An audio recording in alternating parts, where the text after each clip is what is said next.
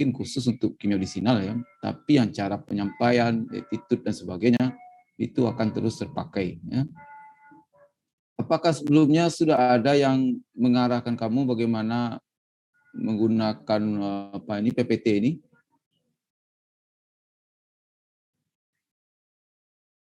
Belum, Pak. Belum ya. Jadi kamu presentasi aja ya. Ya gitu ya. Ya. Oke. Nah, silakan dimulai ya. Siapa yang mulai dulu ya?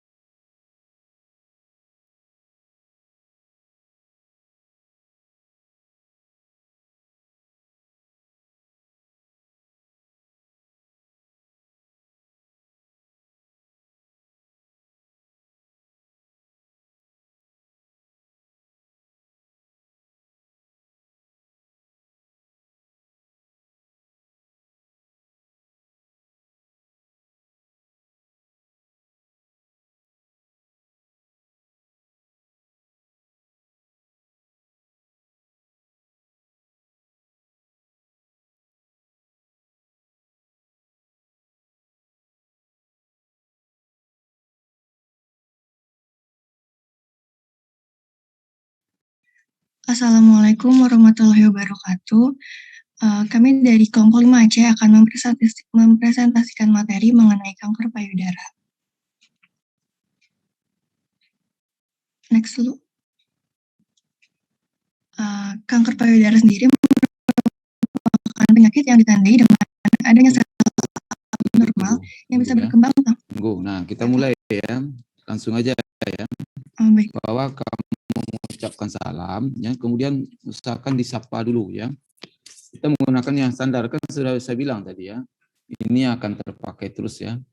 Setelah salamnya, setelah kamu sapa dulu, mungkin ya kalau kamu proposal atau sidang yang kami hormati ya, Bapak Ibu penguji ya, proposal, pembimbing ya.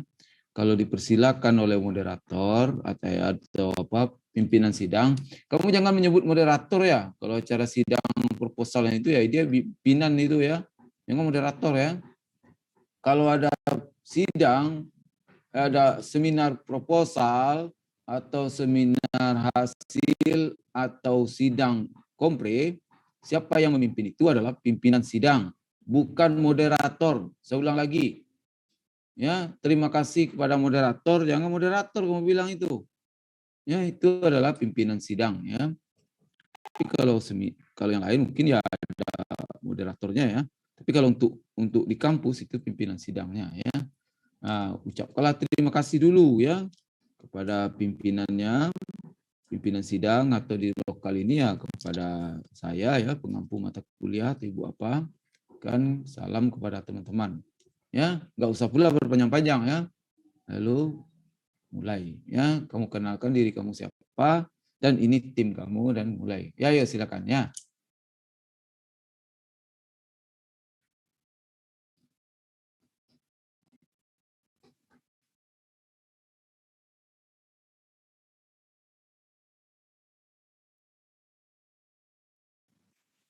Baik, Assalamualaikum warahmatullahi wabarakatuh.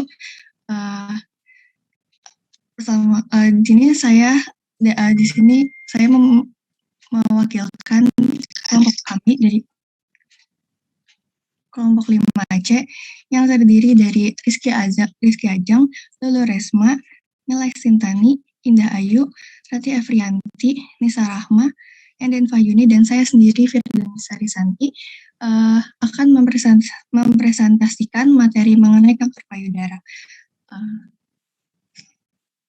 Sebelumnya izin kepada Bapak Hendri, apakah bisa kami mulai? Saya ulang lagi. Assalamualaikum warahmatullahi wabarakatuh. Terima kasih kepada Bapak Hendri atau siapa saja yang persilakan kamu ya. Untuk apa? Untuk tampil ya. Kemudian apa lagi? ya kan, yang kami hormati, ya siapa misalnya kan, pimpinan sidang atau pimpinan seminar atau apa, pengampu mata kuliah dan teman-teman sekalian. Kali ini saya misalnya siapa, Lulu akan mempresentasikan dari kelompok 5AC akan mempresentasikan tentang topik kanker payudara. Ya, untuk kelompok 5C, adapun anggota kami adalah Rizky, Lulu, Mila, Indah, Rati, Nisa, Enden, dan Nisa. Ya, baiklah kita mulai saja. Ya, begitu. Ya, kira-kira ya. Tidak harus persis seperti itu ya, tapi kira-kira begitu.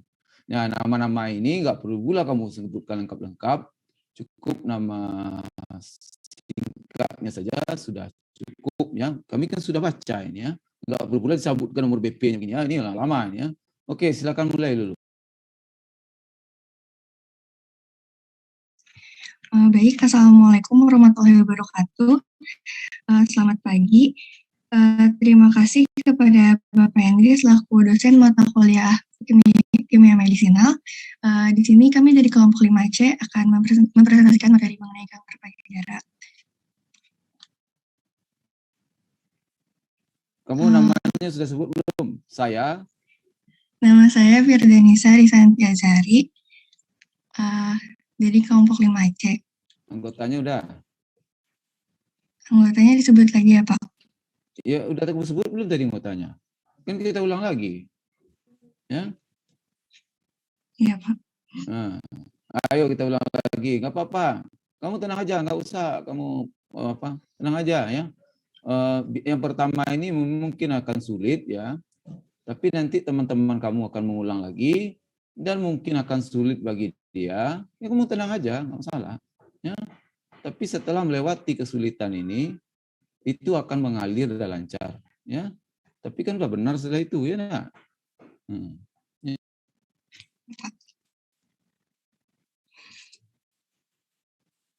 Baik, Assalamualaikum warahmatullahi wabarakatuh. Selamat pagi, terima kasih kepada Pak Hendri selaku dosen di mata kuliah kimia medisinal.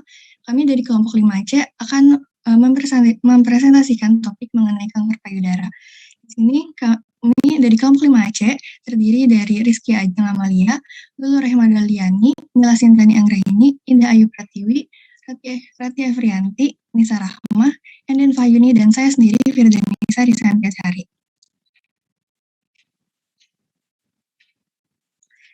Untuk kanker sendiri merupakan penyakit yang ditandai dengan adanya sel abnormal yang bisa berkembang tanpa terkendali dan memiliki kemampuan untuk menyerang dan berpindah antar sel dan jaringan tubuh.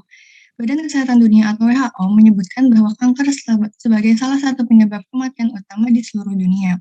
Kanker terdiri dari beberapa jenis tergantung dari organ tubuh yang menjadi tempat pertumbuhan sel dan jaringan kanker tersebut. Untuk kanker payudara merupakan penyakit ganas pada jaringan payudara yang dapat berasal dari epitel ductus maupun lobulusnya. Payudara terdiri dari jaringan kelenjar yang mencakup jaringan kelenjar susu, lemak, dan jaringan ikat. Selama kehamilan, kelenjar susu akan memproduksi dan mengeluarkan susu sebagai makanan untuk bayi. Namun, jika sel-sel di dalam kelenjar susu membelah diri dan berkembang secara tidak terkendali, sel-sel ini bisa berkembang menjadi tumor jinak ataupun ganas. Kanker payudara merupakan kanker tumor ganas yang berkembang di dalam payudara. Kanker payudara merupakan salah satu jenis kanker terbanyak yang terjadi di Indonesia, sehingga menyebabkan prevalensi kanker pada kelompok perempuan lebih besar dibandingkan laki-laki. Sebagian besar kasus kanker payudara diketahui pertama kali oleh diri pasien sendiri. Karena tingkat penyembuhan kanker payudara stadium awal yang jauh lebih tinggi, maka para wanita harus benar-benar memperhatikan kesehatan diri dan pemeriksaan kondisi payudara mereka setiap bulannya. Untuk faktor resiko dan diagnosanya, faktor resikonya yang pertama pada wanita usia lebih dari 50 tahun, kemudian riwayat keluarga dan genetik, riwayat penyakit payudara sebelumnya, riwayat menstruasi dini atau lambat, riwayat reproduksi, hormonal, obesitas, konsumsi alkohol, riwayat radiasi dinding dada, dan faktor lingkungan. Untuk diagnosisnya melalui anamnesis dan pemeriksaan fisik, Untuk keluhan utama yang pertama adanya benjolan ketiak dan edema lengan keseluruhan. Selanjutnya ada juga tambahannya yang pertama adanya nyeri tulang dan sesak. Untuk pemeriksaan dilakukan 2 kali pemeriksaan yaitu laboratorium dan tindak lanjut. Untuk laboratorium dilakukan pemeriksaan darah rutin dan pemeriksaan kimia darah sesuai dengan perkiraan metastasis. Untuk tumor markernya yaitu apabila hasilnya tinggi dan perlu diulang untuk follow up. Sedangkan untuk tindak lanjutnya yang pertama dilakukan mamografi. Yang kelompok ini mana orang? Itu senyawa kationik yang diikuti pemecahan cincin membentuk ion karbonium reaktif. Ion ini bereaksi melalui reaksi alkilasi membentuk ikatan kovalen dengan gugus pendonor elektron yang terdapat pada 8 struktur asam amino. Contoh dari agen pengalkilasi yang digunakan untuk kanker payudara yaitu siklosfosfamid yang merupakan golongan dari nitrogen mustat. Siklosfosfamid ini dibiotransformasikan terutama di hati menjadi alkilasi aktif oleh sistem oksidasi mikroskomal fungsi campuran. Metabolit ini akan mengganggu pertumbuhan sel ganas yang rentan berkembang biak dengan cepat. Mekanisme aksinya itu melibatkan cross-linking DNA sel tumor. Untuk dosisnya yang digunakan untuk kanker payudara itu 600 mg per meter kuadrat melalui intravena dan 500 mg per meter kuadrat intravena. Ini untuk rumus strukturnya dan ini sediaan yang beredar. Selanjutnya. Yang selanjutnya yaitu dari golongan analog platinum, contohnya itu ada cisplatin yang analog platinum. Mekanisme kerjanya yaitu membentuk ikatan silang intra dan antar untai DNA mengikat protein nukleus dan sitoplasma. Cisplatin diketahui dapat menghambat replikasi DNA karena adanya adisi cisplatin DNA dan induksi apoptosis. Dosis yang direkomendasikan untuk kanker payudara yaitu 75 mg per meter kubik setiap 3 minggu. Ini untuk struktur dan ini sediaan yang beredar. Kemudian masih lanjutan dari cisplatin yang merupakan dia akan menjadi aktif setelah memasuki sel. Kemudian dalam sitoplasma atom klorid pada cisplatin digantikan oleh molekul air. Produk terhidrolisis ini adalah elektrofil kuat yang dapat bereaksi dengan nukleofil apapun termasuk gugus sulfihidrin dan protein dan atom donor nitrogen pada asam nukleat. Cisplatin mengikat pusat. Bacanya cisplatin ya. Kamu jangan salah bacanya ya. Ya. Cisplatin, Pak. Cisplatin. Ya. Oh, baik. Ya, kalau tasnya namanya Hermes ya, nak. Bacanya Hermes ya, nak. Ya kan? Ya. Jadi membacanya kita usahakan apa ya? Kalau kamu orang mode ya jangan salah kamu baca Hermes ya kan? Nak? Kita orang farmasi jangan salah baca-baca apa terminologi yang terkait dengan obat-obat ini ya. Cisplatin ya. Baik, Pak. Baik, Pak. Cisplatin mengikat pusat reaktif N7 pada residu purin dan dengan demikian dapat menyebabkan kerusakan DNA pada sel kanker, mengalami pembelahan dan mengakibatkan kematian sel atau disebut dengan apoptosis. Ikatan silang pada purin cisplatin menghasilkan adisi 1,2 intrastande GPG 90%, adisi 1,2 intrastande di APG dan adisi 1,3 intrastat GPXPG dan produk tambahan lainnya seperti ikatan silang antar untai dan aduk fungsional telah dilaporkan berkontribusi terhadap toksisitas sitin. Selanjutnya akan dilanjutkan oleh rekan saya.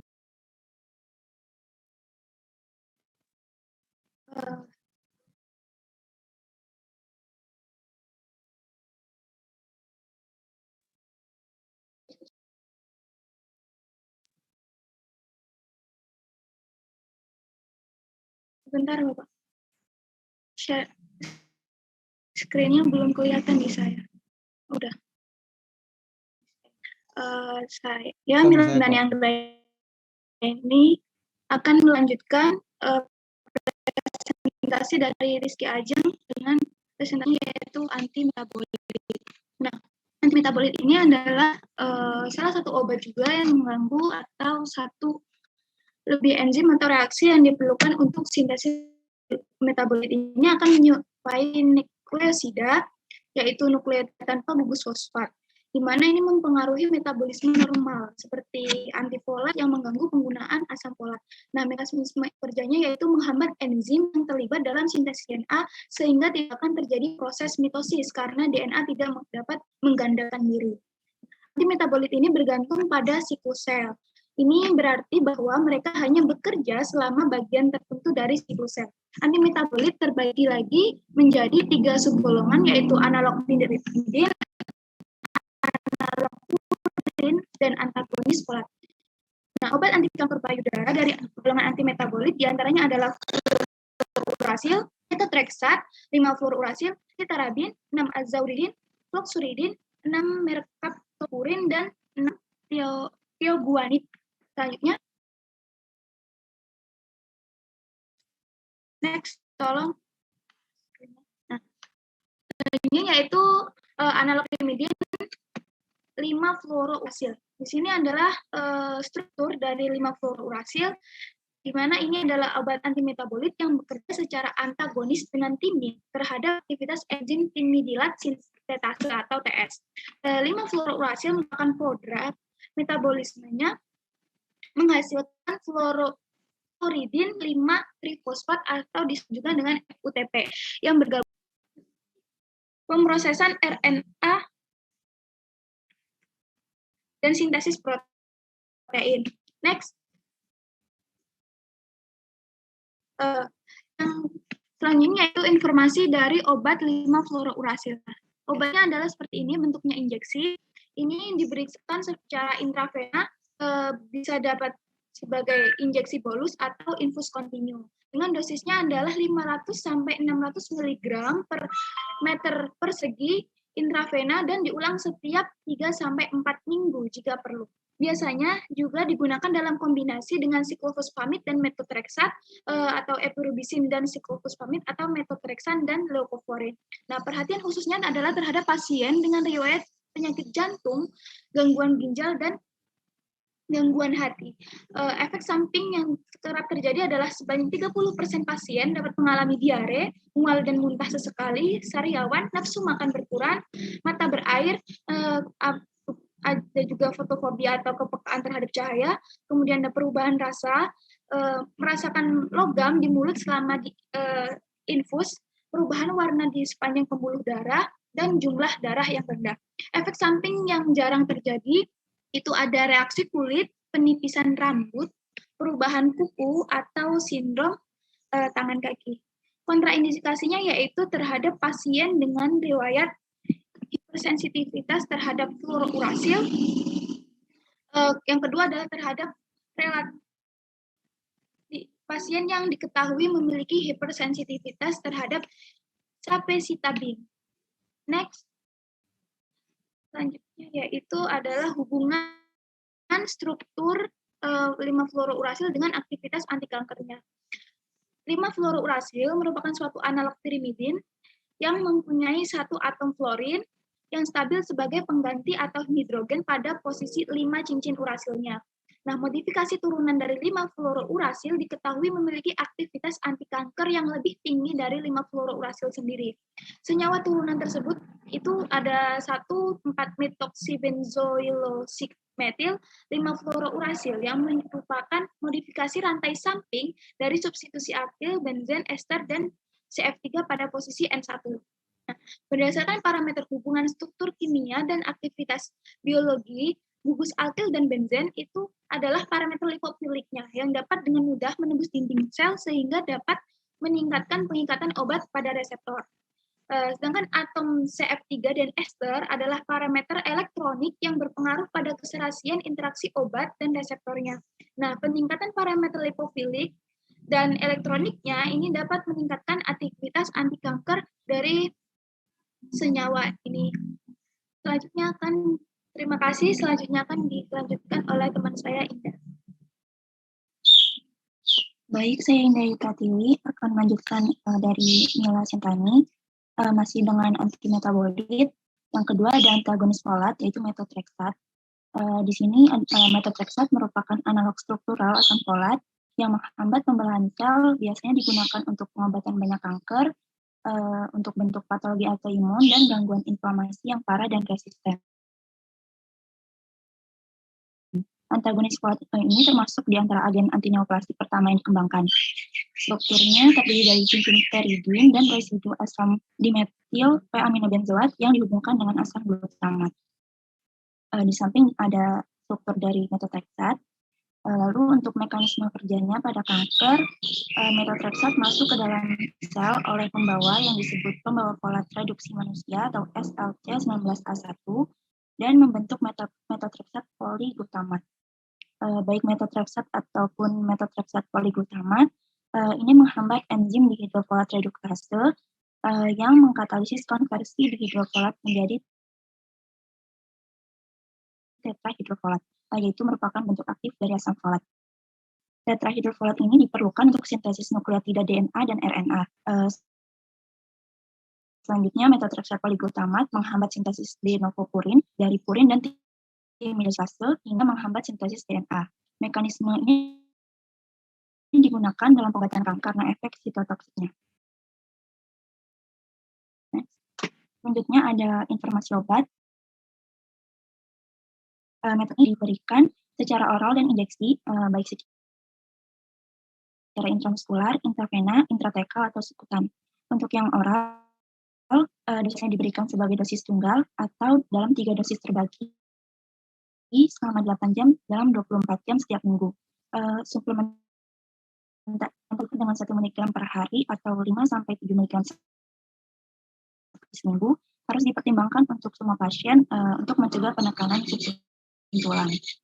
Kemudian untuk yang injeksi, dosisnya itu diberikan secara dosis tunggal dalam dosis tertentu, bisa dilihat di slide untuk dosisnya. Lalu untuk efek samping, paling umum adalah mual, muntah, ulkus mukosa, kehilangan nafsu makan, dan efek samping utamanya adalah hepatotoksisitas. Untuk kontraindikasi, pasien dengan reaksi hipersensitivitas, wanita hamil atau menyusui, harus menghindari penggunaan methotrexate karena peningkatan resiko teratogenisitas dan ekspresi dalam ASI. Lalu kontraindikasikan juga untuk pasien yang memiliki kelainan darah yang sudah ada sebelumnya seperti hipoplasia sumsum tulang, leukopenia, trombositopenia, atau anemia yang signifikan. Lalu setelah mengkonsumsi methotrexate ini juga dilakukan monitoring seperti menjalani pemantauan CBC, CBC, creatinine serum, transaminase yang direkomendasikan setiap minggu selama 4 minggu pertama, dan kemudian setidaknya 2 bulan.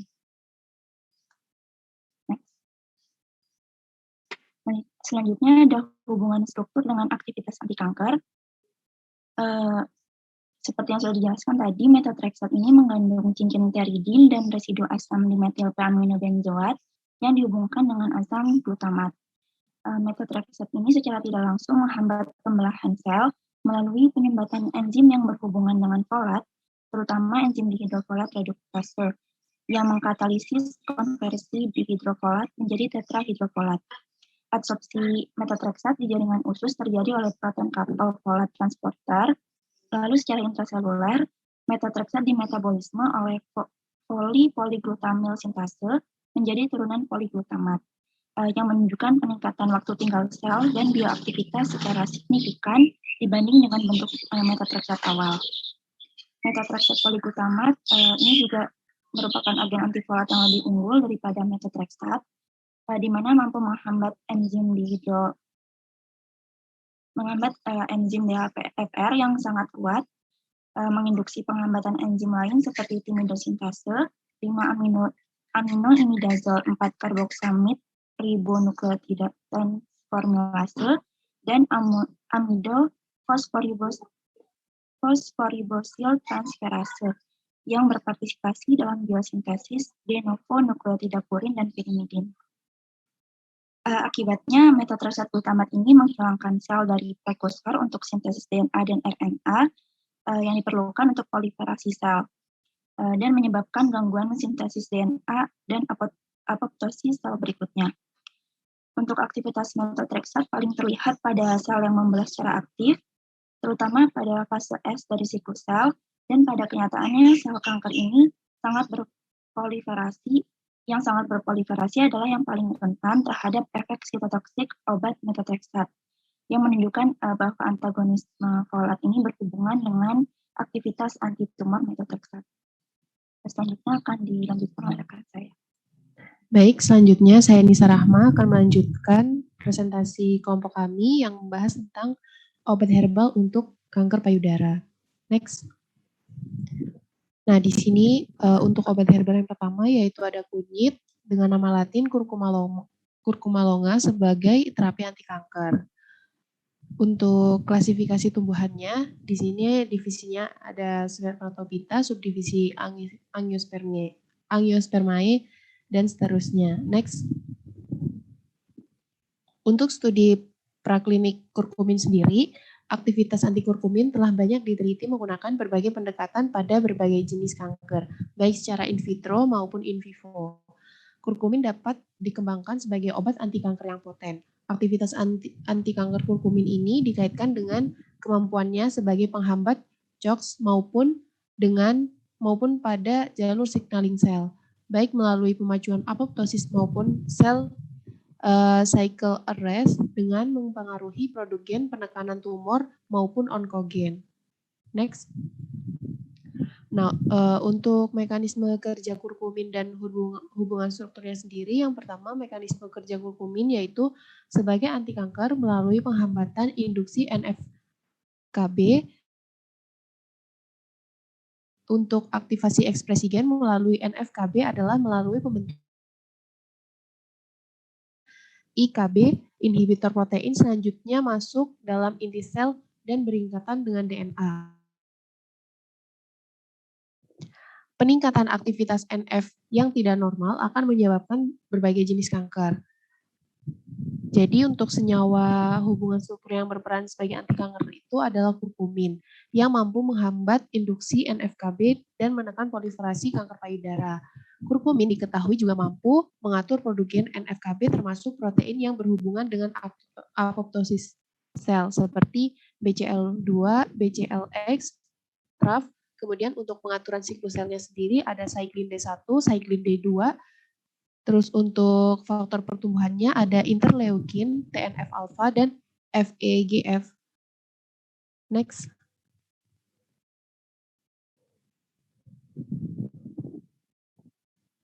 Nah, untuk hasil studi curcuma longa sebagai anti kanker payudara sendiri, penelitian pada fase 1 pada 14 pasien penderita kanker payudara yang terapi dikombinasi kurkumin dengan docetaxel telah dipublikasikan oleh Bayer-Tolbert et al. Pada tahun 2010, yaitu dengan dosis docetaxelnya yaitu 100 mg, kemudian diberikan setiap 3 minggu selama 6 siklus.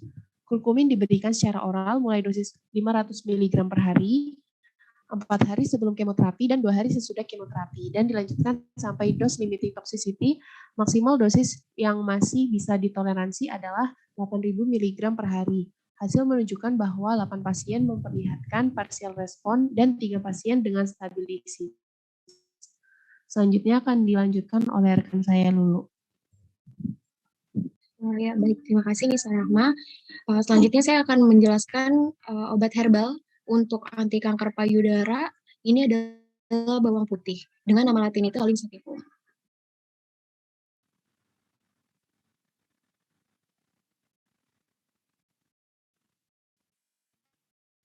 Nah, di sini merupakan klasifikasi tumbuhan dari divisi, subdivisi, kelas, bangsa, suku, marga, serta spesies dari bawang putih ini. Nah, di sini ada studi praklinik Allium sativum. Secara umum, aktivitas anti kanker pada bawang putih ini terjadi melalui 2 jalur dasar, yaitu yang pertama adanya apoptosis yang menyebabkan kematian sel dan antiproliferase yang menyebabkan terhambatnya pertumbuhan sel kanker. Apoptosis dan antiproliferase ini dapat terjadi melalui berbagai mekanisme molekuler yang melibatkan protein kinase, ion kalsium channel, modifikasi hormon steroid, dan unsur-unsur transduksi sel lainnya.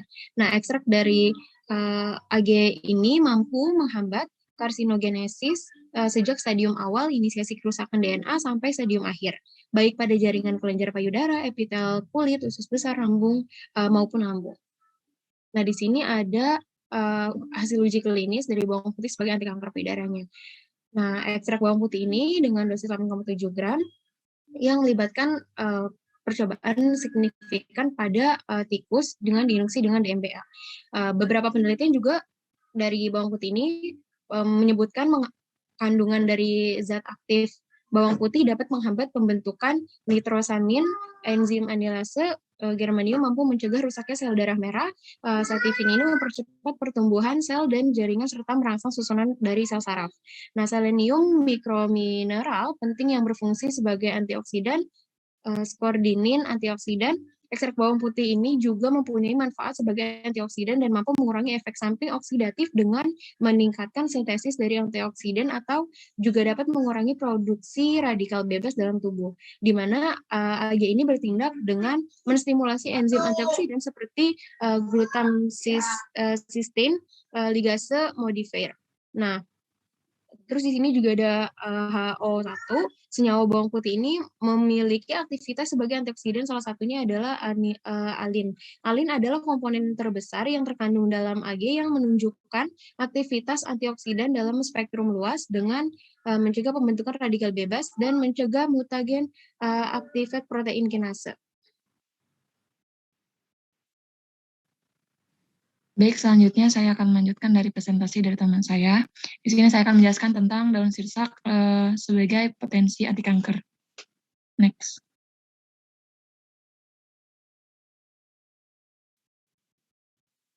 Di sini ada klasifikasi daun sirsak Annona muricata, bisa dilihat di sini. Next, lalu. Jadi kriteria inklusi mengenai penelitian daun sirsak baik sebagai in vitro, in vivo, dan siliko, dan uji klinis ke manusia. Sirsak merupakan tanaman yang berasal dari Karibia, Amerika Serikat, dan Amerika Tengah. Next dulu. Di sini ada senyawa aktif daun sirsak. Itu sejak tahun 1940, penelitian mengenai kandungan aktif sirsak dilakukan hingga menemukan senyawa yang disebut Annonaceus acetogenin, yang kemudian menjadi bahan penelitian lebih lanjut. Nah, pada tahun 1976, penelitian yang dilakukan oleh National Cancer Institute di Amerika Serikat menyatakan bahwa batang dan daun sirsak memiliki kandungan zat aktif yang mampu menghancurkan sel-sel kanker. Dari hasil penelitian tersebut menemukan beberapa senyawa aktif yang tergolong dalam Annonaceus acetogenin, antara lain muricatosin A, muricatosin B, anonasin A, transitionanasin, anonasin 10-an, dan muricatosin. Senyawa-senyawa tersebut ditemukan sebagian besar pada daun dan batang tanaman sirsak dan mampu membunuh sel kanker yang secara in vitro mampu menghambat proliferasi kanker payudara. Daun sirsak mengandung anomorisin A dan B yang memiliki aktivitas sitotoksik di sel kanker payudara. Selain itu, sirsak juga mengandung bulatasin yang mampu menginduksi marginasi kromatin dan kondensasi sel tumor yang kemudian diikuti dengan kematian sel apoptosis. Next. Mekanisme daun sirsak, mekanisme kerja Annonaceus acetogenin dapat merusak ATP mitokondria pada sel dan sifatnya karena selektif karena mengandung berefek pada sel yang memiliki ATP berlimpah dibandingkan sel biasa. Acetogenin merupakan senyawa poliketides yang memiliki struktur 30-32 rantai karbon tidak bercabang yang terikat pada gugus 5-metil 2-furane. Next. Daun sirsak yang berpotensi sebagai anti kanker.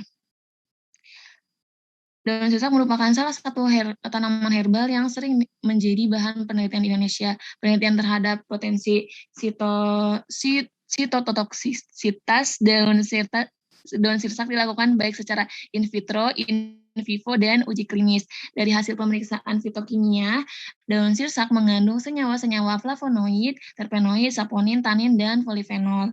Flavonoid, polifenol, terpenoid, dan juga tanin dapat berperan sebagai antioksidan. Selain potensi sitotoksik, adanya antioksidan juga diperkirakan mampu menghambat perkembangan kanker. Flavonoid dapat mencegah kerusakan sel lebih lanjut yang disebabkan oleh stres oksidatif dengan menetralisir ion-ion radikal bebas. Ekstrak etanol dari daun sirsak pun memiliki daya aktivitas sitotoksik pada sel kanker payudara. Next.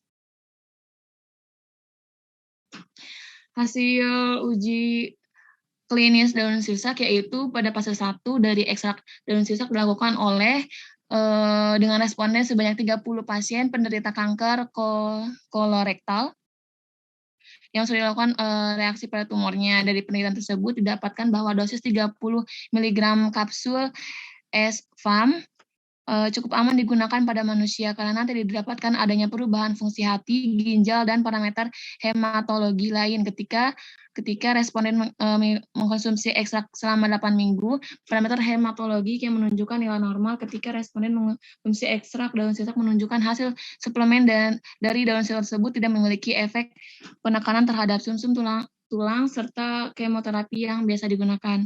Selanjutnya akan dilanjutkan oleh rekan saya. Baiklah, terima kasih kepada Enden. Saya Rati Efrianti akan melanjutkan presentasi mengenai jahe dengan nama latin Zingiber officinale sebagai terapi anti kanker payudara. Berikut klasifikasi Zingiber officinale ROS yang terdiri dari divisi, subdivisi, kelas, bangsa, suku, marga, dan spesiesnya. Selanjutnya ada senyawa aktif Zingiber officinale, agen phenylalkylketon atau vanilil keton pada jahe seperti gingerol dengan analog gingerol lainnya seperti sogaol, paradol, dan zingeron. Juga ditemukan dalam kadar tinggi dalam ekstrak rimpang. Aktivitas farmakologis utama jahe diperkirakan berasal dari gingerol dan sogaol. Phenylalkylketon atau vanilil keton dari jahe termasuk 6 gingerol, 8 gingerol, dan 10 gingerol, 6 sogaol, 8 sogaol, 10 sogaol, dan zingeron, 6 paradol, 6 dan 10 dehidrogirngedon, dan 6 dan 10 gingerdion juga telah diidentifikasi. Selanjutnya ada mekanisme kerja dari Zingiber officinale, yaitu dengan menghambat sintesis prostaglandin melalui penghambatan enzim siklooksigenase 2. Prostaglandin ini merupakan mediator yang berperan dalam proses terjadinya inflamasi. Efek dari Zingiber officinale sebagai anti kanker payudara itu mempunyai efek sitotoksik atau sitostatik yang dimediasi oleh apoptosis, ditemukan untuk 6 gingerol dan 6 paradol dalam sel leukemia promyeloktik manusia HL60 dengan 20 mikrometer 6 gingerol atau 10 mikrometer 6 paradol. Pengangkatan sel-sel prakanker yang rusak memberikan strategi yang penting untuk pengelolaan kanker. Studi terbaru menunjukkan bahwa zingeron mengandung potensi anti kanker. Telah dibuktikan dengan suplementasi zingeron pada tikus yang diobati dengan DMH atau dimethylhydrazine dengan dosis yang paling efektif pada tikus. Selanjutnya, Zingiber officinale mempunyai aktivitas antioksidan dan antikarsinogenik terhadap hamster yang diinduksi DMBA dengan jalan modulasi peroksidasi lipid.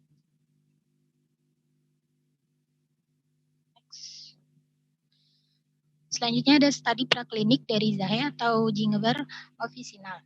Komponen bioaktif dari jahe mampu meningkatkan respons sitolitik natural killer sel dalam proses pembunuhan sel kanker darah K562 secara in vitro. Komponen utama yang terdapat dalam jahe adalah 6 gingerol yang memiliki aktivitas antioksidan, antiinflamasi, antikarsinogenik, antimutagenik, antitumor, dan mempunyai aktivitas menekan pertumbuhan sel kanker HCT 116 dan secara in vivo dapat menghambat pertumbuhan sel tumor.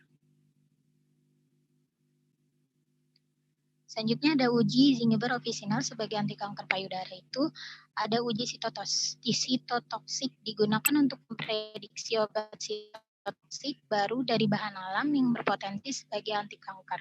Dasar dari percobaan ini yaitu ada sistem penerapan aktivitas biologis akan memberikan kurva dosis, respon, dan kriteria respon yang menunjukkan hubungan lurus dengan jumlah sel. Uji sitotoksik dilakukan dengan melarutkan sampel dalam DMSO. DMSO dipilih sebagai pelarut karena telah dilaporkan bahwa penggunaan DMSO ini tidak berpengaruh pada proliferasi sel. Akhir dari uji sitotoksik ini dapat memberikan informasi konsentrasi obat yang masih memungkinkan sel untuk hidup. Uji sitotoksik dapat menggunakan parameter nilai LC50. Nilai LC50 menunjukkan nilai konsentrasi yang menghasilkan hambatan proliferase sel 50% dan menunjukkan potensi suatu senyawa sebagai agen sitotoksik. Semakin besar nilai LC50, maka senyawa tersebut semakin tidak toksik.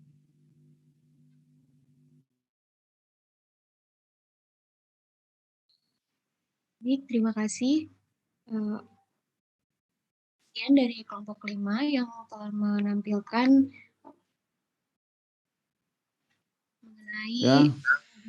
Nah, sekarang saya minta dari kelompok lain. Anda kelompok berapa ya? Anda kelompok berapa? Kelompok 5, Pak. Kelompok 5. Total kelompok berapa semua tadi? Total kelompok berapa kamu bikin satu lokal? Kelas AC ada 6 kelompok, Pak. Hah? Untuk kelas AC ada 6 kelompok dan kelas BD juga ada 6 kelompok, Pak. Kelas BD ada 6 juga. Jadi berarti 12 ya? Iya, Pak. Oh ya, nanti kalau yang urusan saya tanya jawab begini, yang menjawab itu pertama kelompok yang sedang presentasi, yang kedua PJ-nya ya. Sapulah rame-rame jawabnya. Kalau PJ-nya tidak ada, ya ke apa? Komting ya, apa istilahnya? Ketua angkatan ya. Ketua angkatan yang jawab ya. Ya, kalau tidak ada juga ketua angkatannya ya siapa saja lagi yang jawab sukarela ya. Oke. Nah, jadi kamu ini berada di sekarang yang presentasi kelas AC ya? Ya, benar? Iya, Pak. Iya, Pak. Ya, kalau di kelompok yang jawab ketuanya aja, ya. Oke. Nah, sekarang saya minta ya secara acak ya kelompok BC ya. Kelompok 5 BC menanggapi presentasi itu. Ya, silakan.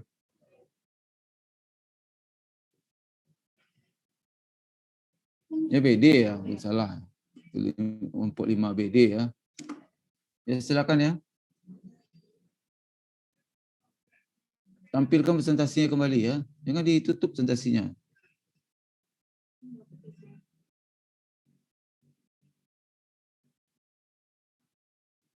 Tidak ada kelompok 5. Ya.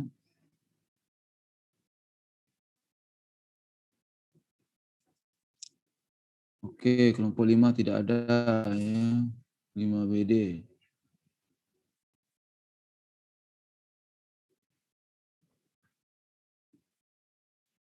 Nah, sekarang kelompok 3 Aceh. Silakan komentari. Kelompok 3 Aceh. Tidak ada juga.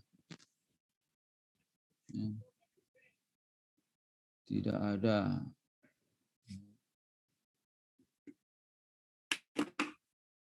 Kelompok 4 BD. Ya. Kelompok 4 BD. Tolong dikomentari presentasi ini.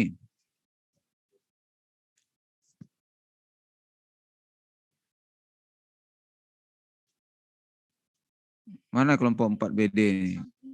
Enggak ada juga? Tidak ada ya.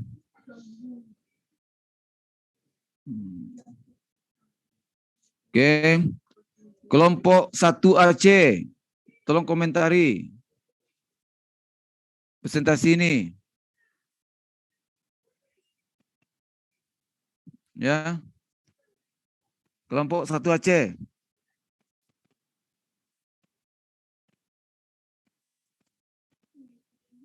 Tidak ada juga orangnya. Berarti tidak ada semua nih. Ya kalau tidak ada mungkin live aja lah yang nggak ada itu lagi ya. Saya tidak tahu nih kamu hadir apa tidak nih. Yang bisa saya tahu adalah saya tanya begini, kalau di kelas saya tahu kamu hadir atau tidak, ya kelihatan wajahnya dan sebagainya. Nah kalau begini saya kan tidak tahu, ya tidak merespon juga.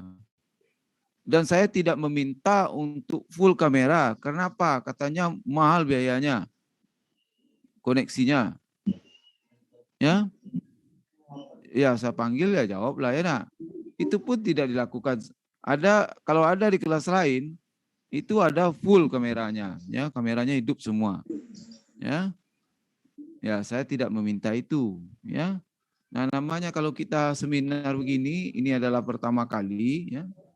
Tentunya ada materi tertentu yang akan saya berikan, ya. Ya, dan saya pikir itu akan berlaku untuk jangka lama.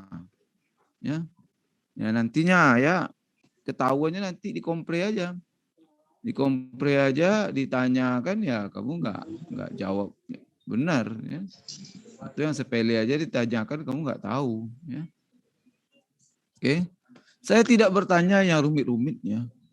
Kalau yang rumit itu, yang lebih detail itu, ya, itu pertanyaannya akan pertanyaan khusus misalnya, ya, untuk spesialis. Ya. Oke, sekarang kelompok 6BD, tolong komentari slide ini.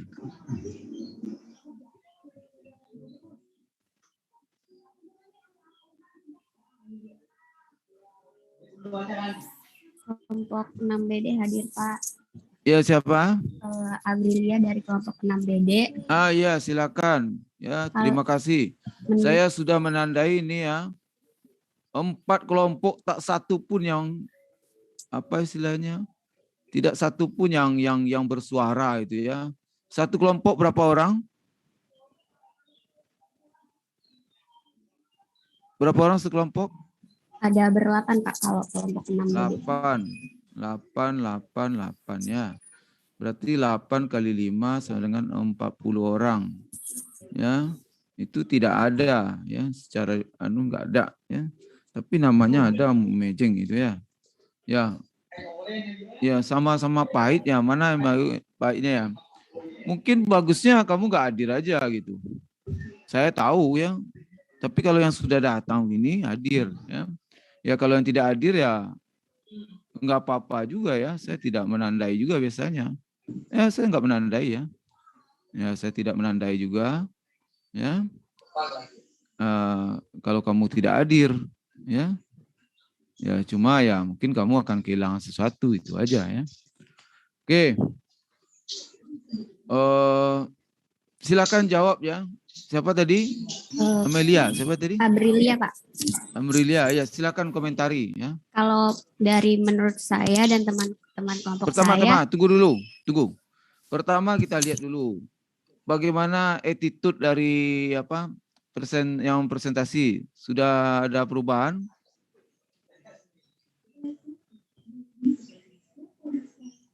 Baik, suaranya jelas? Jelas, Pak. Nah, jelas, oke ya. Itu dulu ya. Kemudian kita lihat ya tampilan dari slide-nya. Tampilan dari slide-nya apakah kontras? Untuk tampilan slide-nya menurut saya sangat bagus, Pak. Mudah dibaca kontras. juga. Jadi warnanya nggak penting di sini ya. Poinnya adalah kontras. Ya. Biasanya kalau tidak, itu tampilan ini menyakitkan mata. Gambarnya sih banyak, ya nak. Tapi tidak terbaca hurufnya. Yang kritikal di dalam slide ini, tentu saja ya setiap kita ingin ya, slide ini bagus, rapi dan sebagainya ya, gambarnya banyak ya. Tapi yang paling kritis itu adalah apa yang tertulis, apa yang tergambar di dalam slide itu terbaca dan terlihat. Oke, itu poinnya ya.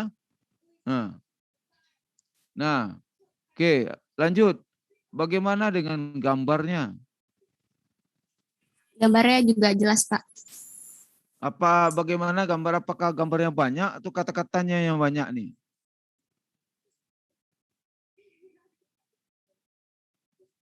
Ya. Menurut saya proporsinya sesuai gambar dengan tulisannya.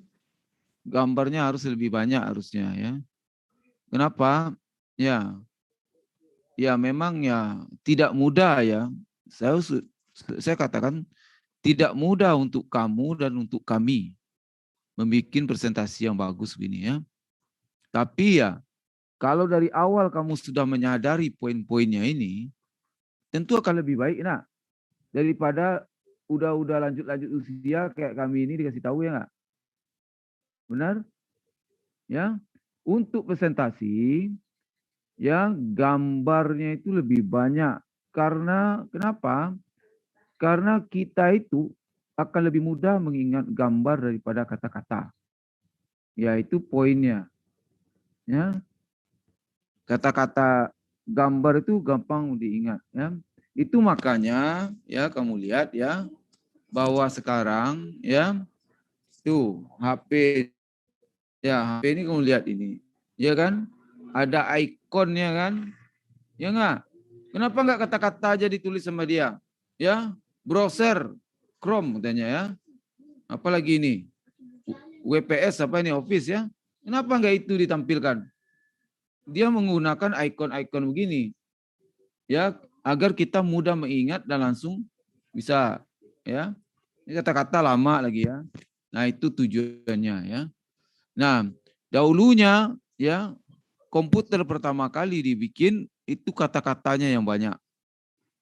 Ya, padahal ya kita ini ya manusia ini ya kita lebih suka melihat ada warnanya ya, ada bentuknya dan khas daripada kata-kata. Ya. Makanya ya tulisan-tulisan kuno itu menggunakan simbol-simbol. Ya.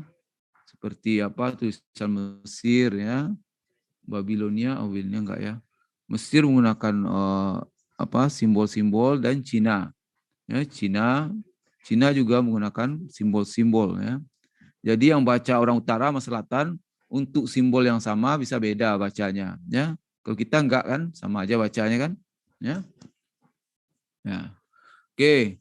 Nah, kemudian dari tampilan ya, kemudian dari isi lagi, dari kontennya. Ya, bagaimana? Ya, udah ya kelompok berapa tadi 6 ya. Sekarang saya minta pendapatnya kelompok 4BD. 4BD. Ya, Bapak. Ya, hadir Bapak kelompok 4BD. Ya, satu pun kamu hadir sudah menyelamatkan kelompok kamu itu ya. Ya, bagaimana menurut apakah saya menanyakan pertanyaan sulit menurut kamu? Takut kamu? Ya? Sulit enggak pertanyaan saya itu? Tidak, Pak. Hah? Apakah saya menanyakan pertanyaan sulit? Tidak, Pak. Enggak. Ya, saya hindari juga itu ya. Walaupun pelajarannya sulit ya. Ya. Oke. Nah, kamu siapa nama? Hilman Mulyana. Norman. Hilman. Mana orangnya? Hilman Mulyana. Oh, Hilman ya, Hilman. Iya, ya. Bapak. Tolong. Hilman ya. Oke, Hilman. Ya, silakan ya. Bagaimana dengan narasi daripada apa ini? Dari angkatan ini, dari yang presentasi ini? Menurut saya sudah bagus, cuma tadi di pertengahan ada beberapa yang putus-putus mungkin karena sinyalnya, Bapak. Oh ya, oke. Nah, yang baiknya adalah ya untuk narasi sini, narasi itu bagusnya kamu pegang ya. Yang PowerPoint itu adalah poinnya aja. Ya. Ya, tolong balik halamannya ini. Mana operatornya ini? Yang presentasi ini. Terus maju. Nah, tunggu. Jangan cepat-cepat kamu majunya. Ya. Dari awal lagi. Udah awal nih.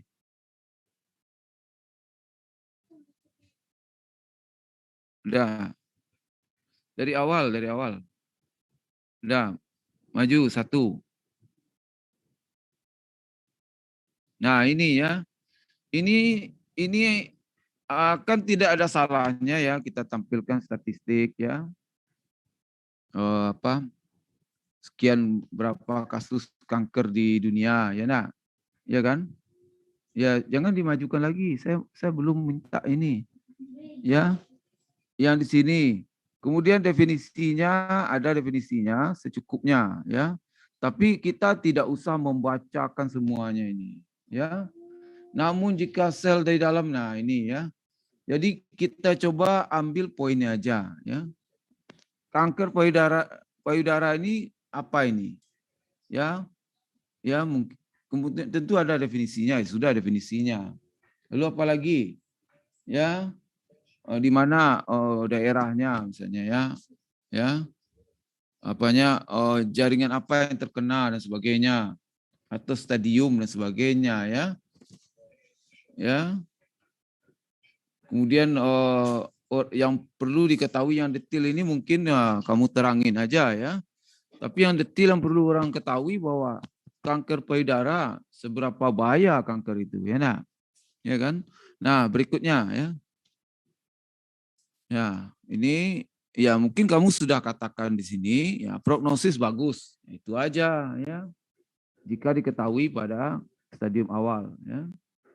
Ya, peluang hidup bagus, ya. Ya, lalu apa lagi? Nah, ini ya, kan ini ada tabel gini ya, ini tabelnya bagus ya. Sudah ada tabel begini ya, udah oke nih ya.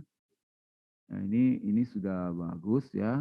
Kita bercerita tentang data ya, kapan perlu di atasnya ada data dunia juga. Ya. Negara berkembang yang banyak kena atau negara apa? Negara maju ya. Mana yang sering kena ya? Kanker ini dan posisi Indonesia gimana ya? Nah, berikutnya ya. Itu udah cukup overview-nya. Pertama, mungkin kamu bercerita tentang definisinya ya. Stadiumnya dan berupa gambar aja ya. Ya. Kemudian sedikit tentang ada gambar dan anunya ya, dan gambar ya, ada gambar, ada posisi Indonesia di mana ya. Ya. Kemudian di bagian mana yang sering kena dan sebagainya itu juga ya ditayangkan ya. Oke, lanjut ya. Oh ya, kalau mengenai ini masalah apa istilahnya? Wah, ini Pak, daerah bagian di dalam Pak ya. Nah, ini kita ini kelas farmasi. Ya, topik kita jelas yang dibahas ya. Ya, tidak ada di luar itu topiknya ya. Jadi silakan aja ya. Ya, kalau kamu nggak siap dengan itu ya harusnya kamu jangan farmasi masuknya. Ya, misalnya kanker serviks, kita mau lihat ya bagian mana dari serviks itu. Ya. Ya kan? Dan kita bisa apalagi yang kedokteran ya lebih itu ya. Kalau masa sensitif dengan itu ya bukan di sini tempatnya kamu ini ya. Ya. Ya, ambil jurusan lain ya. Ya. Masalah misalnya ekonomi, kanker serviks dibahas ya kan tentu lain lagi ya kan, pasti tinjauannya cuma ekonomi ya. Oke, nah faktor risiko dan sebagainya, diagnosa ya, oke. Nah ini sudah ada poinnya ya, oke ya. Ya ini seharusnya begini ya. Oke, lanjut ya. Ya, oke. Nah ini mundur lagi ya. Misal mamografi payudara ya. Menggunakan sinar X ya, kamu bisa aja sinar X ya. Ya mungkin disingkat aja ya. USG-nya apa ya? Apa yang didapatkan dengan USG apa ini ya? Gambaran apa? Benjolan ya, itu ya. Mengamati benjolan misalnya ya. Ya, kemudian MRI-nya, ya CT scan-nya dapat apa ya? Oke, diagnosa sentinel node ya, ini kita dapat apa ya? Oke, lanjut ya. Nah, obat ya. Lanjut. Nah, obat Ya, untuk obat, mungkin kamu dari sini kamu akan memberikan overview dulu. Kamu cerita tentang apa sih? Obat apa yang kamu ceritakan? Ada berapa kelompok obat yang kamu ceritakan di sini? Ya, mana nih? Oh ya, saya bukan bertanya kepada, ini saya bertanya kepada kelompok yang presentasi ini. Berapa kelompok obat yang kamu tayangkan di sini? Ada 2 Bapak. Hah? Alkylating agent sama antimetabolit. Itu obat herbal enggak? Oh, itu untuk obat sintesis. Kalau obat herbal ada kurang lebih ada 4. Iya, berarti di sini ya kamu akan topik kamu apa aja yang kamu bakal bahas, ya kan? Kamu cerita alkylating agent, apa lagi? Apa lagi? Mana nih kelompok 5-nya? Kelompok 5 yang presentasi kan? Ini obat apa, jenis kelompok obat apa aja yang kamu tampilkan di sini nih? Mana nih? Ada jenis obat sintetik sama obat herbal, Pak. Ya, sintetiknya apa aja golongannya, kelompoknya?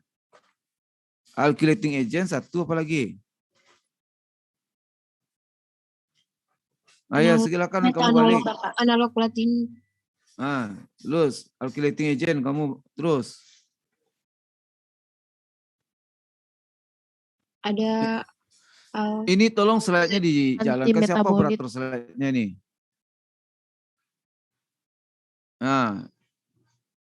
Lanjut. Analog platinum, antimetabolit berapa obat yang kamu analog pirimidin? Apalagi? Jadi kamu berikan penjelasan kelompok-kelompoknya apa aja yang kamu bahas ya di awal ya. Kemudian baru detail ya. Ya. Nah, begitu juga kita ya untuk presentasi itu ya di awal ya. Pertama, kita bercerita tentang pohon mangga misalnya kan. Ya, pohon mangga ya berikanlah pohon mangga itu pohonnya mangga gitu ya nak. Kemudian ada batangnya, ada cabangnya, ada rantingnya, ada buahnya ya. Ada daunnya, ada akarnya ya nak.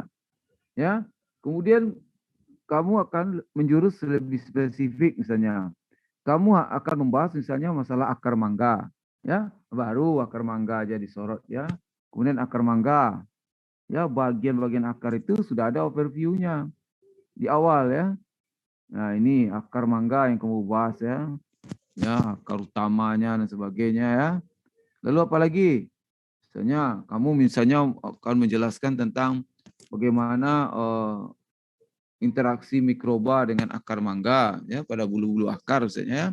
Ya, baru presentasi setelah itu ya baru mengarah kepada bulu akar dengan mikrobanya ya. Jadi tidak langsung saja ya kita dapat detailnya dari awal, tapi kita tidak tahu nih apa aja yang mau dibahas ya. Oke, paham? Nah, untuk kelompok ini kamu bisa perbaiki ya. Ya, bisa perbaiki ya.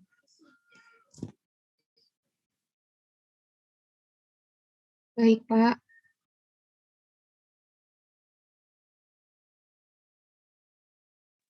Ya. Oke. Ini informasi obat ya. Kamu lihat ini. Ya, informasi obat ada di hadapan saya ini. Ini terlalu banyak narasinya ya.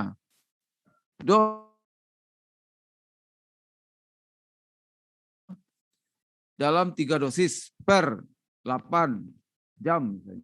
Nah, itu aja, singkat aja. Ya. Kemudian apa lagi? Nih, auto injektor dosis tunggal. Ya, udah cukup aja itu. Ya. Lalu kamu tandai 7,5, enggak usah milih ini terus banyak-banyak. 7,5 titik koma 10 titik koma 12,5 titik koma 15 titik koma ya, di belakangnya baru miligram. Ya. Ya, sehingga lebih hematnya nak. Ya, efek samping misalnya. Ya, umum misalnya kan. Umum ya, mual, muntah sebagainya ya. Ya, efek samping utama ya kan misalnya. Utama dulu ya nak. Baru umum ya. Apa saja. Enggak usah lagi kamu sebut ya methotrexate ya. Kan udah kamu sebut methotrexate. Di atasnya sebut aja informasi obat methotrexate. Jadi enggak usah diulang-ulang lagi methotrexate lagi. Ya. Itu ya. Informasi obat atau methotrexate ya. Nah, di bawahnya diberikan secara oral, injeksi. Ya, IM, IV. Oh, tunggu. Oh, baterainya kok nggak tersambung ya?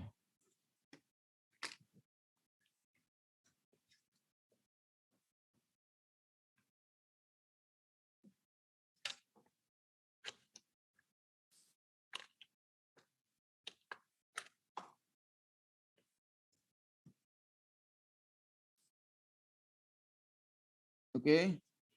Mana tadi ya? Sampai mana tadi ya? Ini kok udah maju, mundur lagi? Ya, ini dari atas sebut saja methotrexate misalnya ya. Di bawahnya kontraindikasi. Ya, hipersensitivitas misalnya. Nah, wanita hamil. Ya, wanita hamil menyusui ya. Apa misalnya ya? Terjadi peningkatan ya, bilang aja tanda apa? Panah atas itu meningkat ya, naik ya. Meningkat teratogen ya. Ya. Kemudian apa lagi? Hati-hati misalnya ya. Monitoring misalnya. Monitoring apa yang kamu apakan ya? CBC, creatinine serum, transaminase ya. Ya. Setiap minggu ya, atau gimana ya. Itu apanya disingkat-singkat ya. Jangan diberikan ini lagi ya. Lanjut ya. Nah, hubungan struktur dengan aktivitas ya. Nah, untuk kasus ini ya mungkin berulang-ulang kali di dalam pelajaran kimia disinal saya katakan ya, dan berulang kali juga saya tanyakan waktu kompre itu tidak dijawab dengan ya setidaknya batangnya aja dijawab udahlah, kalau detail nggak tahu ya. Oke, nah sebenarnya di dalam kimia disinal ada 3 hal yang selalu akan kita bahas terus ya. Aspek apa itu 3 itu? Ya. And then aspek apa yang 3 yang selalu di situ? Farmasetik, Ya. Farmakokinetik, sama farmakodinamik. Iya, memang itu aja ya. Mau diputar-putar ujungnya ke situ aja. Ya. Tapi ketika saya tanya kompre ini nggak tahu, nggak jawab. Ya.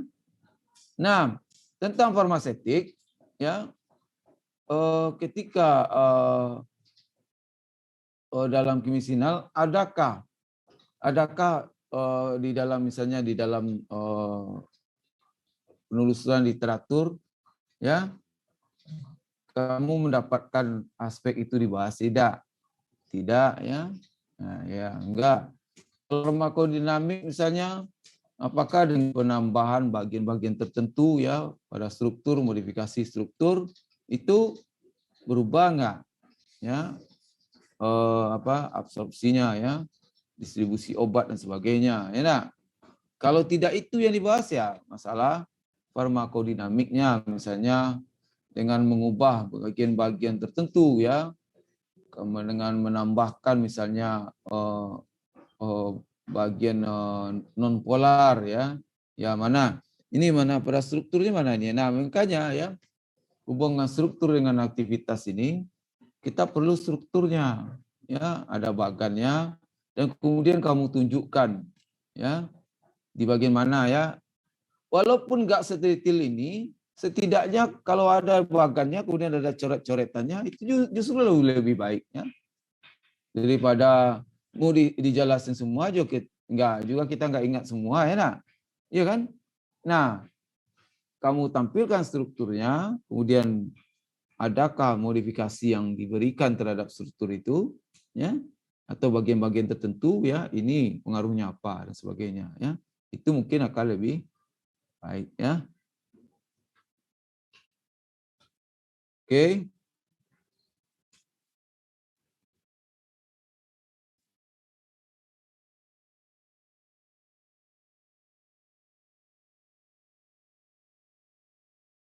Kamu menggunakan memilih obat herbal, ya.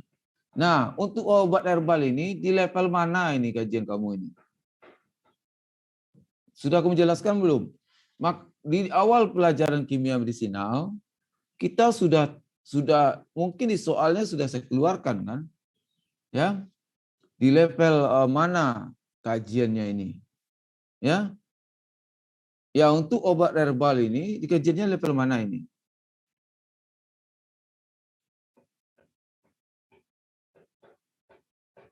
Praklinik atau klinik? Ini mana nih kelompoknya ini? Preklinik, Pak. Hah? Preklinik.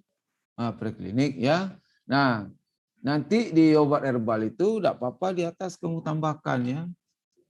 Kan ada tahapan pengujian, tahapan perancangan obat. Nah, ini di level ini, ya kan?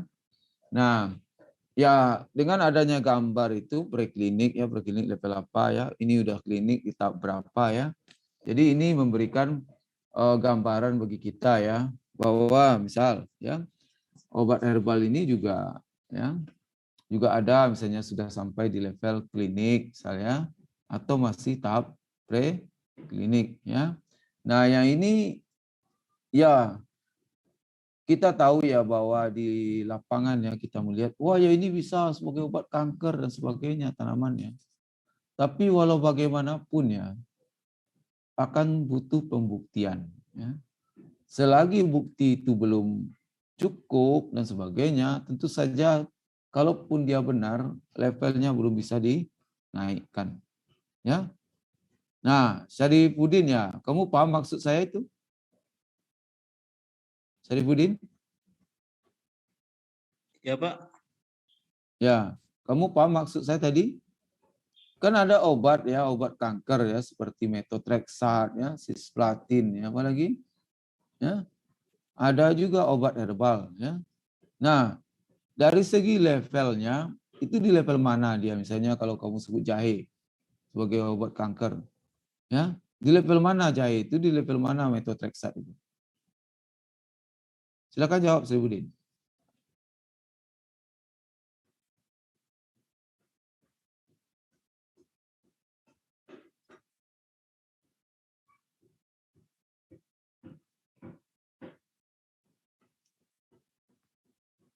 Jadi kita belajar ya, Anda mendapatkan informasi ini sudah semakin banyak ya, tapi bisa menggunakannya. Ya.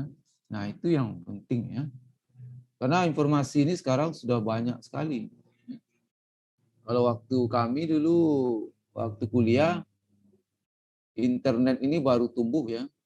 Saya ingat tahun 98 itu, di kelurahan itu mungkin 2 atau 3 orang yang pakai internet, termasuk saya salah satu. Yang di rumah ya, di kelurahan ya. Paling-paling beberapa lah ya, beberapa gelintir aja ya, sudah masuk internet. Ya. 98 itu. Ya, setelah itu HP jangan kamu harap ya. Ya, HP-nya masih HP cara lama ya. Satu-satu ya sudah ada ya. Ya itu lebih maju lagi ya mungkin ya. Oke. Nah, bagaimana informasi terbatas. Sekarang informasi itu sangat melimpah. Internet itu cepat ya. Ya dulu kita mau bikin Tokopedia itu ya dengan pakai gambar begitu. Dulu saya bilang kepada teman saya ahli IT, kalau kita kasih gambar semua produk ini, mungkin sampai sore orang buka halamannya baru terbuka, saya bilang. Bayangkan ya begitu kecepatan internetnya. Kalau sekarang kamu tampil Tokopedia itu serat langsung keluar gambarnya. Nah, ya, kalau 98 itu nunggu dulu, masak dulu air, masak dulu nasi kali ya. Ya. Baru dapat ya.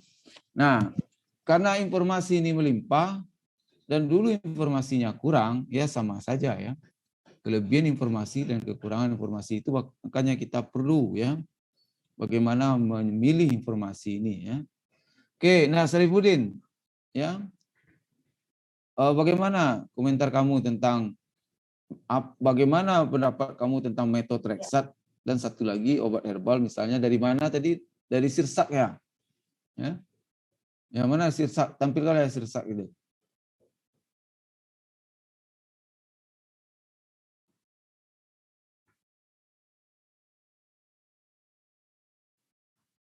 Oke, ini kelompok 5 siapa yang megang slide-nya?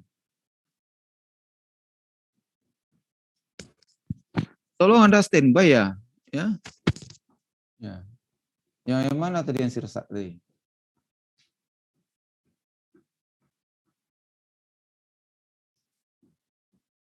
Ya ini, ya lanjutlah. Lanjut. Lanjut. Lanjut. Ya ini ya. Oke. Nah ini di level mana ini penelitiannya? Ya. Lanjut. Sudah sampai mana nih? Level mana nih penelitiannya? Ya. Siapa yang bisa jawab? Ya tadi saya tanya Syarifuddin ya. Udah level mana penelitian dia ini? Dengan informasi yang ada aja.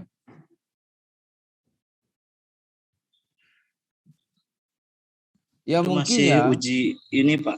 Hah? Masih dalam tahap penelitian ya Pak. Ya uji level mana. Nah makanya ya. Maka kita kembali ya. Saya cuma mengingatkan kembali. Bahwa ketika ada disebutkan satu tanaman ke kamu. Satu obat ya. Obat yang sebentuk isolat. Kalau kita belajar kimia medisinal. Apa yang terbayang oleh kamu? Syarifuddin? Iya Pak. Kamu sudah belajar kimia medisinal. Saya sebutkan kepada kamu. Saya menemukan isolat ya, murikanin misalnya. Ya, sebagai obat kanker. Apa yang terbayang oleh kamu? Itu baru tahap uji in vitro Pak. Apa lagi yang terbayang oleh kamu?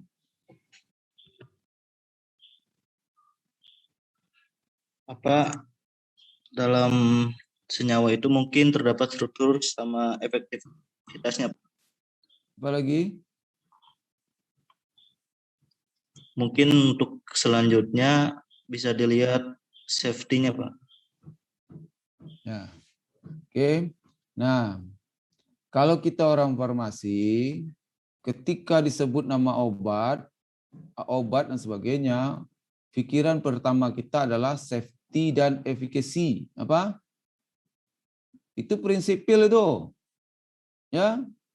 Safety dan efficacy. Ya, apapun namanya disebutkan ke kamu, tidak peduli dia apakah isolat ya atau obat herbal, apa yang dalam kepala dulu? Nadia, apa yang di kepala kamu? Enggak ada Nadianya. Ya. Nadia Firdausi, ketika disebutkan satu obat kepada kamu, apakah bentuk isolat atau tumbuhan, apa yang terbayang oleh kamu sebagai orang farmasi?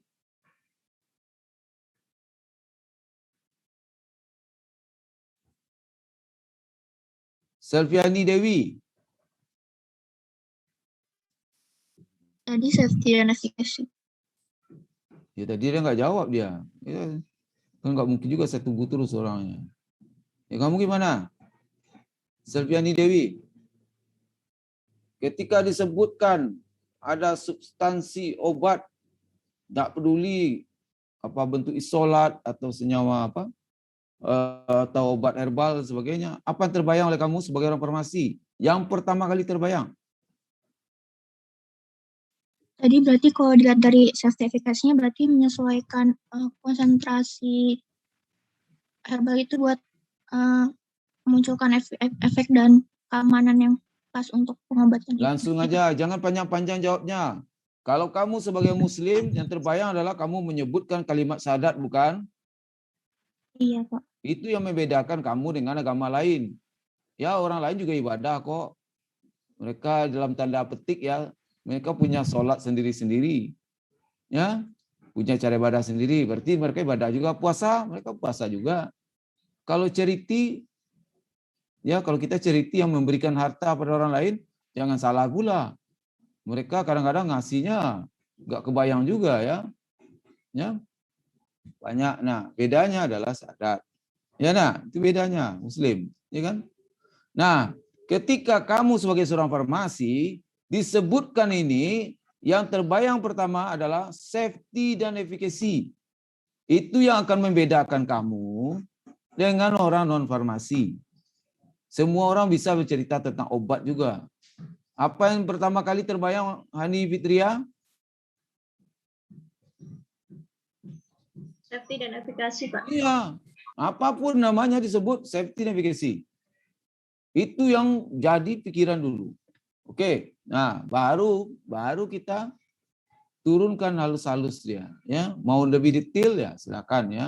Itu yang menandakan bahwa kita ini belajar farmasi atau tidak. Ya, misalnya formulasi garis homogen itu adalah kata-kata untuk kita aja itu ya, untuk yang belajar formulasi garis homogen ya. Tentu saja D3 farmasi itu kan ada bau farmasinya juga. Jangan itu dengan itu kamu bandingkan dengan orang yang tidak belajar sama sekali. Ya, ada beberapa terminologi yang mungkin mereka tidak tahu ya.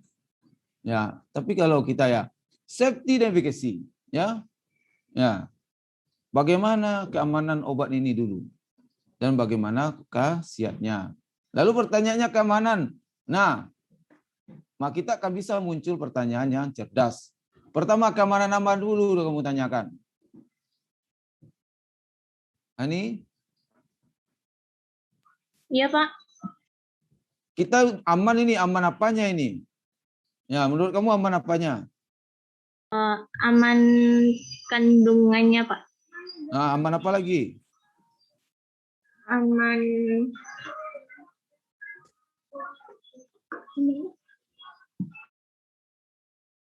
Halo. Di rumah, sedang udah kelas tapi.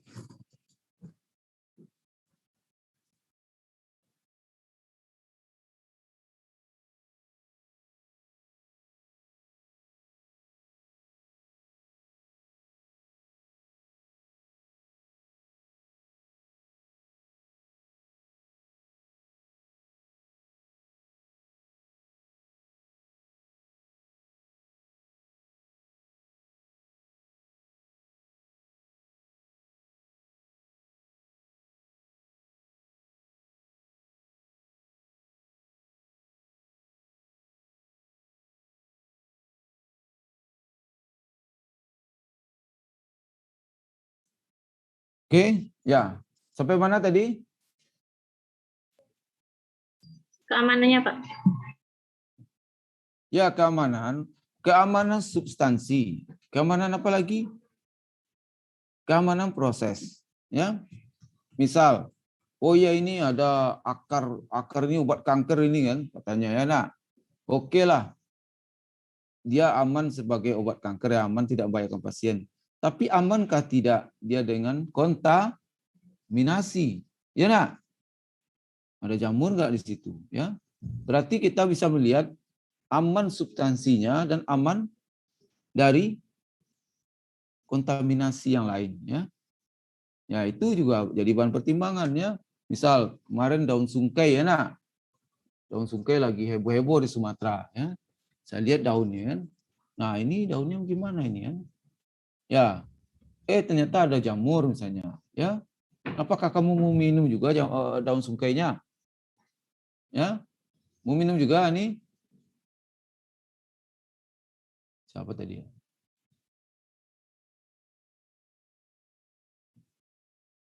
Ya, kok kita tidak interaktif begini ya? Oke lah ya, yang mendatang ya, kuliah ya interaktif kita ya. Ya, ini saya bicara aja kadang-kadang seperti bicara monolog ya. Ya, inilah risikonya. Makanya saya dosen yang lain itu meminta kameranya full, ya. Kalau orang yang saya sapa ini kameranya hidup lagi ya. Ya, susah saya ini. Saya ditanya lagi dia diam lagi, enggak jawab lagi kan. Ya. Oke. Nah, mungkin itu dulu ya hari ini ya. Oh ya, mungkin saya komentari lagi ya. Kalau di dalam presentasi sekali kamu sebut sirsa itu Annona muricata atau jahe itu Zingiber officinale, ya sudah, kamu pakai yang mana? Mau pakai sirsak atau jahe, apa? Annona.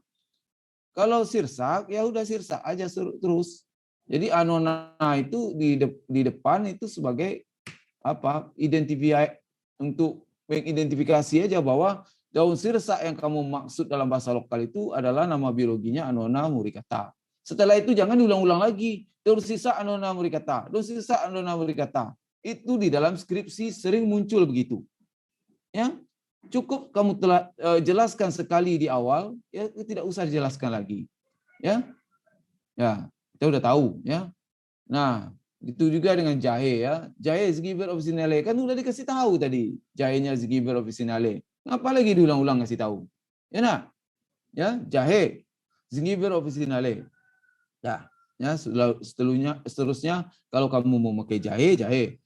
Dan kalau kamu ingin menyebut nama biologinya Z officinale lagi. Ya, jangan panjang-panjang juga lagi. Annona muricata. Kalau kamu diulang lagi nama biologi itu A titik muricata. Begitu standarnya ya, kalau tidak dikatakan lain ya. Oke? Ya, kita lanjut ya. Nah, usahakan kamu membuat poin-poin di sini. Namanya PowerPoint ya. Jadi tidak narasi ya. Ya, kalau pakai narasi ya biasanya ya kalau saya melihat ya ada orangnya di bawahnya kertas jimatnya begini ya. Nah, dia menjelaskan begini ya. Begini ya. Jadi di depan itu adalah poinnya. Nah, di tangannya itu ada penjelasannya ya. Mungkin dia nggak ingat dan sebagainya. Untuk ini ya karena saya sudah pernah sekolah di seberang sana. Untuk ini saya pikir tidak ada jeleknya juga kita ya. Dengar? Ya. Anda paham maksud saya? Kalau kamu presentasi, Anda di depan itu ada poinnya, di tangan kamu ada jimatnya begini, ya. Saya pikir tidak jelek-jelek amat ya, asal kita benar ya menerangkannya. Saya sudah lihat dari seberang sana, orang juga presentasi kayak gitu kok, ya. Udah dokter lagi begitu udah presentasi ya. Ya. Tapi kalau kamu benar-benar menguasai topik itu ya, kalau nggak pakai jimat itu di tangan kamu ya nggak apa-apa ya. Kalau nggak ya kamu bawa kertas ya, presentasi ya. Tapi kadang-kadang ya yang bahayanya begini ini kan PowerPoint itu kelihatan kemana-mana jadinya kan yang membaca itu ya itu risikonya ya. Oke. Nah mungkin itu dulu ya. Dalam hal ini ya saya jangan bersedih ya kelompok 5 ya. 5AC 5BD tadi ini. 5AC Pak. Nah ya Anda tampil pertama ya. Oh ya saya hancur nanti yang terakhir nilainya A dong Pak. Ya tidak begitu ya. Anda tampil pertama ya tentu saja bukan kehendak Anda ya nak ya. Dan ini adalah akan menjadi pelajaran untuk kita semua ya. Ya Anda perbaiki dan sebagainya. Tentu saja kelompok yang lain yang akan tampil penampilannya jauh lebih baik. Dan bagi saya di dalam pelajaran kimia medisinal ini bagaimana kamu tampil presentasi itu sama pentingnya dengan pelajaran itu sendiri. Saya ulang lagi ya. Bagaimana kamu tampil dengan presentasi ini, itu sama pentingnya dengan pelajaran itu sendiri. Ya. Jadi harapannya nanti kamu setidaknya sudah tahu gimana cara tampil dalam presentasi ya.